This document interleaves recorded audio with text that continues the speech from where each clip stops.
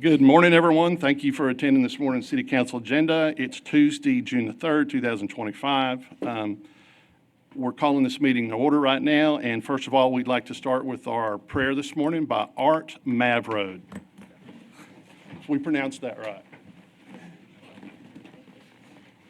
Thank you. Let us pray. Father, we gather this morning as a community of your people to offer ourselves afresh in adoration to you, to conform our minds more nearly to the mind of Christ, to receive the renewing gift of the Holy Spirit. We unite as your people in the company of Christ to do the business of our city and to dedicate this day and all that we are to your glory and service. Bless us now and give us wisdom and careful attention to those things that will increase our community in stature. For I ask these things in the name of our risen Lord. Amen. I pledge allegiance to the flag of the United States of America and to the republic with which stands one nation, under God, indivisible, with liberty and justice for all. Honor the Texas flag. I pledge allegiance to thee, Texas, one state, under God, one and indivisible.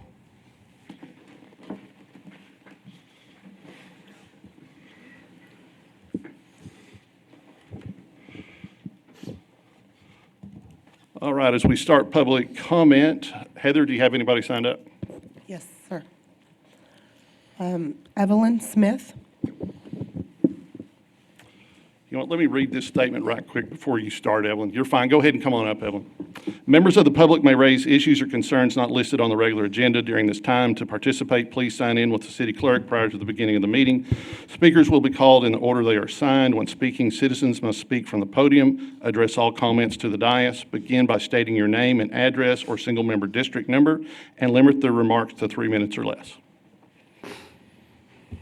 Good morning, Evelyn Smith, SMD. Fine. Let the record state that on May 6th, the San Angelo City Council voted to shut down the opportunity for nonprofit organizations to apply for TIERS funding 3 years after applying for it. On 2022, Mayor Brenda Gunther stated clearly that nonprofit organizations are not eligible because they don't pay taxes. 2 weeks later, it was approved by the TIERS program and the City Council that the North and South Side would be combined and that the South Side would not be eligible for nonprofit organization funds for TIERS, but yet the North Side would be allowed to apply.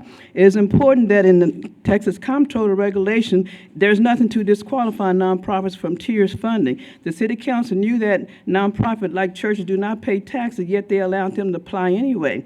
Gethsemane Church submitted an application on August 22, 2022.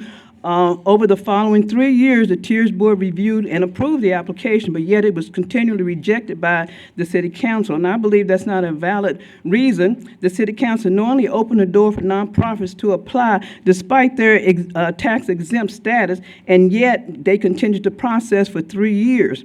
On January 7th, the City Council initially voted to approve Gethsemane application, but yet Mayor Brenda Gunther and City Councilman Tom Thompson continued to object, repeating the same point that nonprofits do not pay taxes. And Tom Thompson also stated that this provision should have been removed in 2017. Yet it remains, why did the City Council approve the process for the nonprofits to apply in the first place? If the tax exempt status was always going to disqualify them, it was misleading, wasteful, and wasted taxpayers' money. Since it was dead, the application was dead on arrival. This isn't about Gethsemane Church being denied funding. It's the real reason is that the nonprofits were encouraged to apply and then ultimately disqualified for a reason that were already known when the process opened. This is gross negligence and misuse of taxpayers' money. Gethsemane Church followed the process. Everything was done decent and in order. And I now believe that former Mayor Brenda Gunther and now Mayor Tom Thompson owe Gethsemane Church and the city apology. Now, I know that may never happen, but I choose to forgive them anyway for letting the application going through that was always dead on arrival.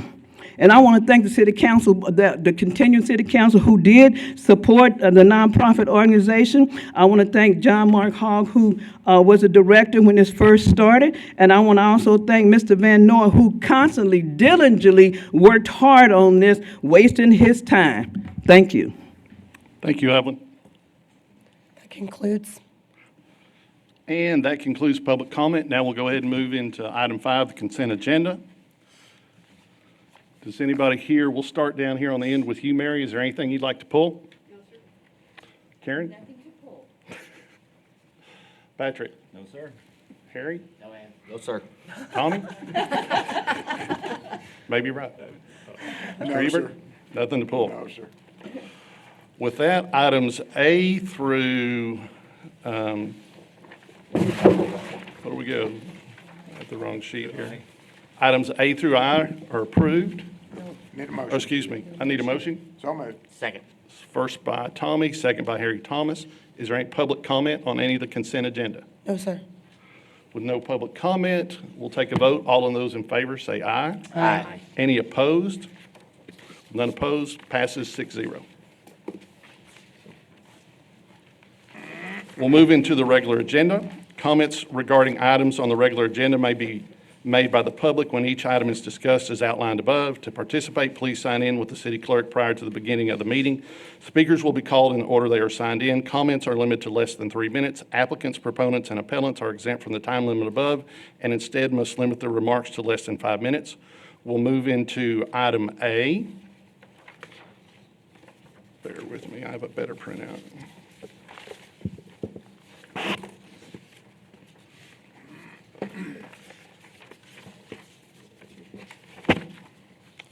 Discussion regarding the plans of finances for the Coliseum bond issue.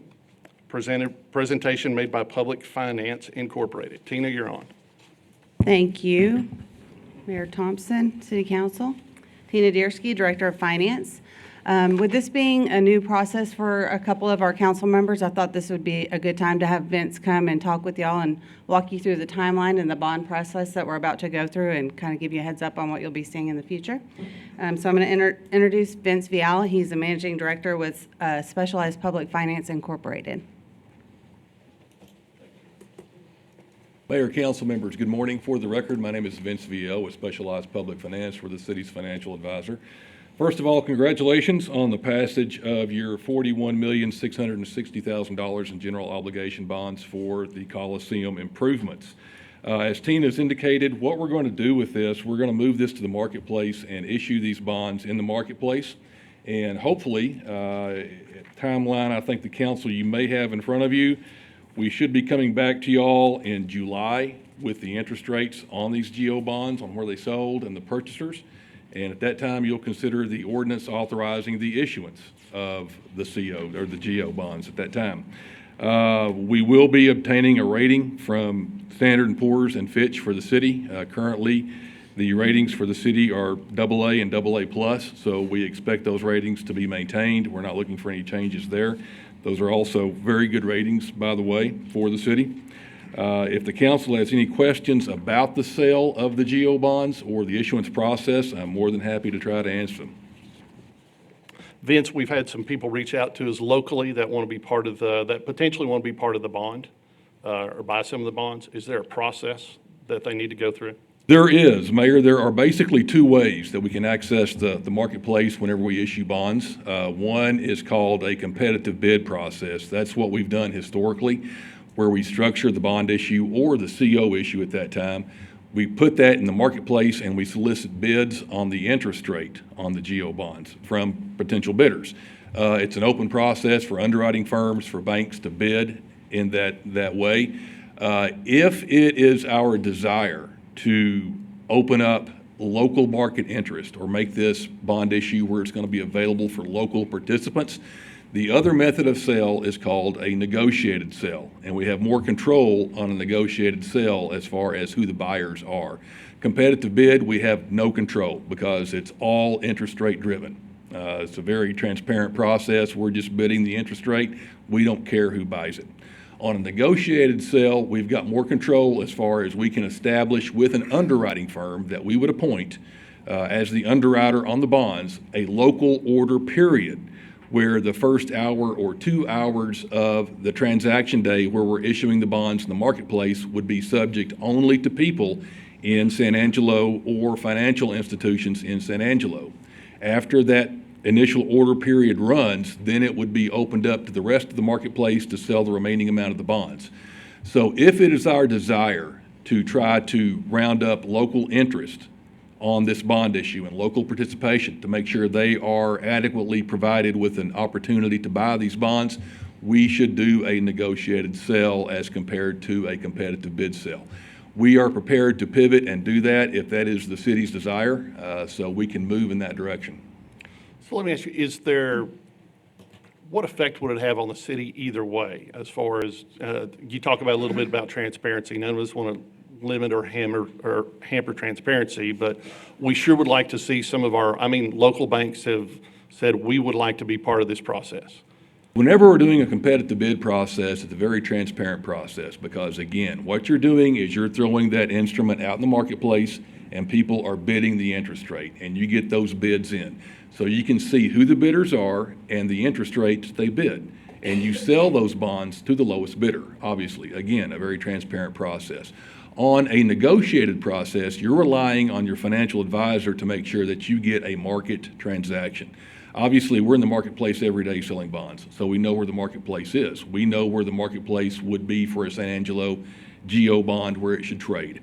So if we go in and we do a negotiated sale, you are relying on your financial advisor to bring you a market transaction at that time. Competitive bid, again, a little more transparent. A negotiated sale, you've got more control on who your buyers are. You can establish the order period for a local order only, and then it opens up to the rest of the marketplace, but you are relying on your financial advisor to bring the city a market transaction. How many years have you been doing this? A little over 40. Okay, so, and I'll open this up to council. It would be great to keep this in a community market with and have you go through. I think the question we'll have is there'll be some people that are like, we just want to ensure there's transparency. We want to ensure we get the best rate. So with that in mind, you do have the ability to object a bid that you don't feel is adequate to cover. Absolutely, absolutely. We're negotiating the interest rate with the underwriter, so we will make sure they are on market. Whenever we come back to the council in July, when you consider the ordinance authorizing the issuance of the bonds, you'll see the underwriter, what the interest rates are on the bonds at that time. We'll also present the council with comparable, comparable market issues that were done recently, so you can see where you sold relative to everybody else. So you'll have comparable issues to look at. Is there a change in the fee that the city would be charged to negotiate it either way? No, there's not. Okay. With that, I'll open it up to council. If anybody has any questions? Sure. Vince? Am I on? Okay. On historically, which one gives the city, the bonds, a better rate between those two options? I can't tell you that competitive is going to be better than negotiated or negotiated will be better than competitive. Again, it is your financial advisor's responsibility to make sure that whatever transaction the city gets into is a market transaction at that time. So if we do competitive bid, you can obviously see who the bidders are and the rates they bid. The only thing that is kind of strange about competitive bid is you're pegging a time specific in the marketplace. Whereas if you do negotiated, you've got a little more flexibility on your timing. So whenever you do a competitive bid, you're subject to market at that time when the bids are due. Again, it's just a different methodology of how you sell the bonds. Competitive bid, transparent, you see the bidders. Negotiated, you're relying on your financial advisor. So we don't have any historical knowledge on which one usually ends up being cheaper to get? There's not. I mean, Okay. if we're doing our job, they should be the same. Okay. On the competitive bid, is there a way that it goes out, for a better word, nationally as well? Or Yes. does it just stay local? No, competitive bid would be a national bid. Okay. That's all I've got. Yes, Mary? ma'am. Is it possible to do kind of a hybrid if you had to do a negotiated short-term process just for, say, the local banks or the local or regional people, and then at X period of time, then go into the competitive? Can you do that without it being two separate transactions or incurring any additional fees? That would create two additional fees, or an Okay. additional fee, because that would be two separate transactions. Okay. Tommy? In your experience, Vince, I would assume in either or method, you have local folks that will participate in either. Is that a fair assumption? So if we went with the competitive bid, the local folks have every opportunity to jump into that process as well. But we just have a little more control with the negotiated process, from what you said. So we're not excluding the local participation in any way, really, with either method of the transactions. Again, if that's what I'm hearing you say. That is a correct statement. If we go competitive, it would be open up to local banks and also national underwriting firms. So we're not excluding anyone on the competitive basis. If we want more control over local people getting bonds to ensure they have an opportunity to do that, we would go negotiated, and that way they would have an opportunity in the first couple of hours of the order period where we could only take San Angelo orders. So we would fill those San Angelo orders on a negotiated sale, then it would open up to the marketplace. Now, once it opens up to the marketplace, if rates come in cheaper, then the underwriter will go back to the San Angelo buyers and say, look, guys, we got a lower interest rate. Do you want to match this or not? And the San Angelo buyers will say, no, we can't match that rate, or yes, we'll match that rate. So they have the opportunity to buy the bonds if they wish. So again, it's just two methodologies on how you want to sell your GO bonds in the marketplace. Got it, thanks. So helping me here on this, Vince, it can actually work either way. I mean, each one of these, kind of like Mary brought up, is kind of a hybrid. So what I would like to do is, do you need direction? Do we need to give him direction at this point, what to follow, or we're just hearing the presentation? Yeah, Okay. it's just discussion at this point. How do you get a list of who is available to bid from San Angelo? We have got a list of the banks that are in San Angelo and the financial institutions that would be submitting bids if they wished. We'll contact them to make sure they have the bid specifications, all of the offering documents, disclosure documents necessary to put their bid in. If it's local people, we will also assist them in putting their bid in if that is their desire.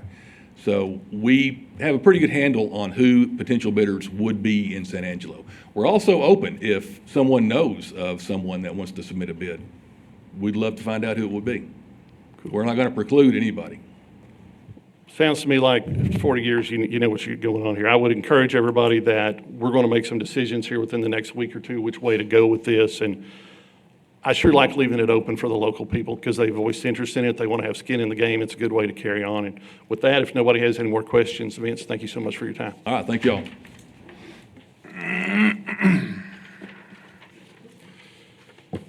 Okay, we'll go on to item B, the first reading and public hearing of an ordinance amending the budget for the fiscal year beginning October 1st, 2024 and ending September 30th, 2025 for equipment replacement. Tina, you're on. Thank you, Mayor. Tina Deersky, Director of Finance. This budget amendment is to pull some funds out of the vehicle maintenance fund balance to pay for police vehicles to avoid a price increase that was coming up if we didn't meet the deadline. So we're pulling that $377,000. Well, actually, we paid for it with current year funds, and this budget amendment is to pull that out of fund balance to replenish those funds within that fund, in the equipment replacement fund.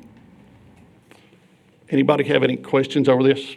We took advantage of avoiding a price increase. Does anyone get, if I could get a motion? So moved. Second. First by Tommy, second by Harry. Any public comment?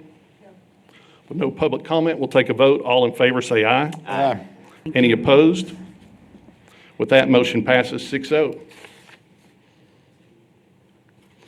We'll move on to item C, first reading and public hearing of an ordinance for PD 25-02, a request for a zone change from the general heavy commercial zoning district to a planned development zoning district with a base zoning of RM1. This is to allow modified setbacks for multifamily development beginning 2.68 acres located on Jackson Street and Town and Country Drive, Block 2.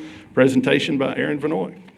Thank you, Mayor, City Council, Mr. Valenzuela. Aaron Vanoy, Director of Planning and Development Services. This morning, we have a planned development over here off of Jackson Street and Town and Country. You can see it here just to the north of Jackson Street. You can see the red arroyo that comes through here, and Bryant is somewhere just over in this area over here. This area has been general commercial, heavy commercial for many years, but just really hasn't developed in that way. Although it is close to high transportation areas, it just has not developed that way. There's a local developer that knows that we do need additional housing. They've looked at this spot and believe this is a good spot for housing. As some of y'all know, there's a lot of commercial over here on Bryant. ASU and Knickerbocker is back to the west. There is another larger apartment complex further down.